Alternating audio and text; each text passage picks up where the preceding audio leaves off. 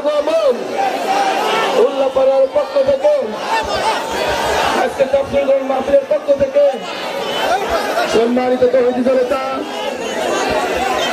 সম্মানিত তৌহিদি জনতা, আজকের এই তাফসীরুল কোরআন মাহফিলে ইতিমধ্যে আপনারা দেখতে পাচ্ছেন আজকের জলসার প্রধান বক্তা বিশিষ্ট ইসলামী চিন্তাবিদ, আন্তর্জাতিক খ্যাতিসম্পন্ন মুফাসসিরে কোরআন জনাব আলহাজ মাওলানা মুফতি আমির হামজা সাহেব মঞ্চে উপবিষ্ট হয়েছেন।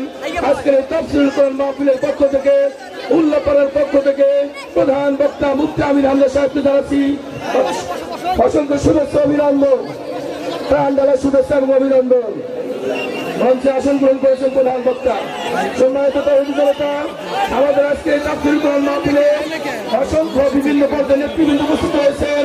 আমাদের মাঝে বিশেষ অতিথি হিসেবে উপস্থিত আছেন বাংলাদেশ জামাত ইসলামীর উল্লাপাড়া উপজেলা শাখার সংগ্রামী আমির, আপনাদের বিপুল ভোটে নির্বাচিত উল্লাপাড়া উপজেলা পরিষদের সাবেক ভাইস চেয়ারম্যান। এই পৃথিবীতে সবকিছু সম্পদ, উত্তম সম্পদ আল্লাহওয়ালা মেয়ে মানুষ। আল্লাহওয়ালা মেয়ে মানুষ ওইটা যার দিকে তার স্বামী তাকালে স্বামীকে আনন্দ দেয়। স্বামী যখন বাইরে যায় নিজের ইজ্জত আবরুকে হেফাজতে রাখে। স্বামী যদি দিনের কাজ করে তাকে সাহায্য সহযোগিতা করে, সাপোর্ট দেয়, উৎসাহ দেয়। স্বামী যেটা পছন্দ করে জীবন থাকতে ওইটা মেনে নেয়। আল্লাহ আমাদের মেয়েদেরকে এই 4টা কাজ করে হযরতে খাদিজাতুল কুবরার সাথে জান্নাতবাসী হওয়ার তৌফিক দিন, আমিন। রাত 12:05, এখন তাহাজ্জুদের সময়। আমি মোনাজাতের মাধ্যমে আজকে শেষ করে দিচ্ছি, আল্লাহুম্মা আমিন। লা ইলাহা ইল্লা আনতা সুবহানাক ইন্নী কুনতু মিনাজ জালিমিন। আল্লাহুম্মা আমিন। রব্বুল আলামিন, রাত 12টা পার হয়ে গেছে। যেভাবে তোমার বান্দা বান্দিরা বসে আছে আর আমি যেভাবে আরম্ভ করেছিলাম, তাহলে সারা রাত বললেও তোমার বান্দারা চলে যেত না। যেহেতু তাহাজ্জুদ পড়া লাগবে, সামনে ফজরের নামাজ আছে, সকালে কর্মজীবন আছে, এজন্য আমরা শেষ করে দিয়েছি। যতটুকুই বলেছি আল্লাহ জীবনে তুমি আমল করার তৌফিক দাও, সওয়াবগুলো তুমি কোটি কোটি করে বাড়িয়ে দাও। এই মহেশপুর এলাকায় মাটির নিচে যারা ঘুমিয়ে আছে এদের কবরে তুমি সওয়াবগুলো পৌঁছিয়ে দাও। যে মাদ্রাসার উদ্যোগে আজকের এই আয়োজন কি সুন্দর করে তারা সাজিয়েছে, আল্লাহ তারা প্রায় 1.5 কিলোমিটার তারা কোরআনে কারিমকে বিউটিফাই করে দিয়েছে অনুষ্ঠানটা। এদের জীবনটাও তুমি এভাবে সৌন্দর্যমণ্ডিত করে দাও। তোমার হাবিব জানিয়েছে কোরআনের জন্য যদি কেউ কিছু করে আল্লাহ ওইটার হিসাব নেয় না। আজকের এই সুন্দর আয়োজনে যে যেভাবে টাকা পয়সা দিয়েছে, খরচ করেছে, আল্লাহ এদের জীবনের এই হিসাব তুমি আর কোনোদিন নিও না। কোরআনের পক্ষে যেগুলো ব্যয় করা হয় এগুলো তুমি জিহাদের ময়দানের মতো কবুল করে নাও। মা বোনদেরকে খাদিজাতুল কুবরার মতো বানিয়ে দাও। মাহফিলের সম্মানিত সভাপতি আল্লাহ তাআলা আমার বাবু রবি ভাইকে তুমি কবুল করে নাও। আমাদের প্রধান অতিথি মাওলানা রফিকুল ইসলাম খান, রব্বুল আলামিন আমরা দেখতে চাই কোরআনে কারীম বুকে নিয়ে তিনি যেন সংসদে প্রবেশ করছে।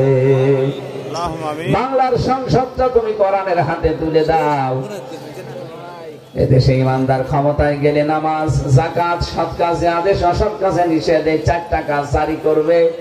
চর্ম চোখে যেন আমরা দেখতে পারি বাংলার সংসদে 4টা কাজ জারি হয়ে গেছে। আল্লাহ রব্বুল আলামিন, প্রশাসনের যে ভাইগুলো এসেছে নিজেদের বাড়িঘর, আত্মীয় স্বজন, স্ত্রী পুত্র ছেড়ে যারা বাংলার বিভিন্ন প্রান্তে দায়িত্ব পালন করে তাদের দায়িত্বের উপরে তুমি বরকত নাযিল করো।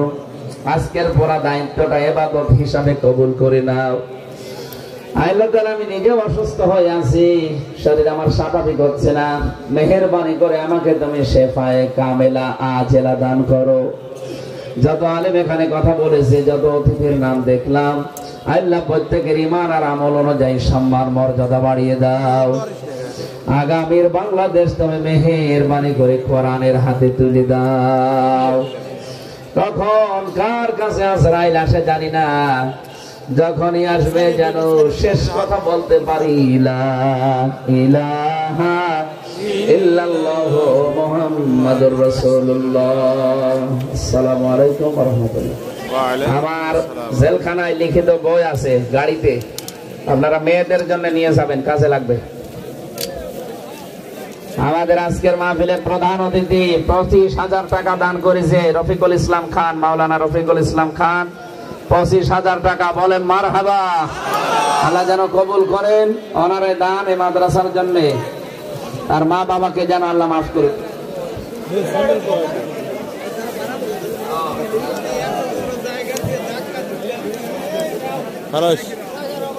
আলো বিলে খারাপ তারা কেটে দেবো মোবাইল ভিডিও আমরা